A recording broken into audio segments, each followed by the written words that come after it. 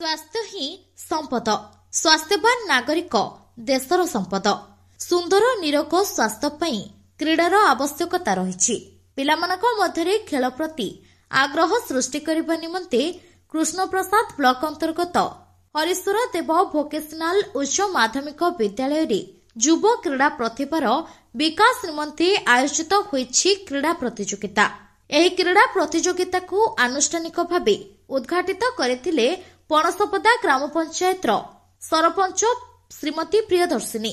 Ribbon फिता काटी प्रदीप प्रज्वलन करी उद्घाटन करथिले। समस्त क्रीड़ा प्रतियोगी पाखक जाई खेलिबा पई प्रेरणा जोगाइथिले।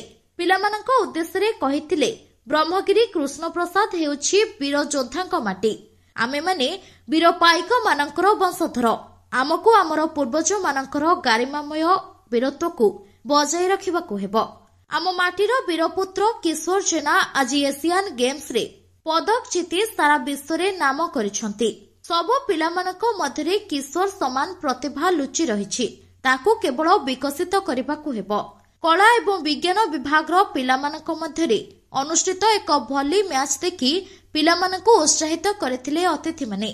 विद्यालय अध्यक्षक पौरोहित्य अनुष्ठित समस्त कार्यक्रम को संपादक सुवर्ण सामंतराय, रणजित सामल, दयासागर नायक, काशीनाथ नायक, सुकांत कुमार प्रधान प्रमुख कार्यक्रम संचालन करथिले। आज युवपीढ़ी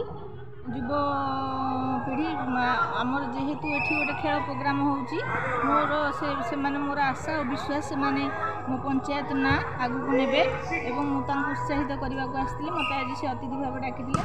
मु खुशी, आज बहुत खुशी। काली से डाकिदिले मु आसी पार नथिली, तेणु मु आज तांको खेल रे आसी बहुत खुशी। से मान उत्साहित कली, से मान सहित किछि मुहूर्त मु बितेबा मोर इच्छा थिला एवं आसी बितेली। तेणु आज बहुत खुशी।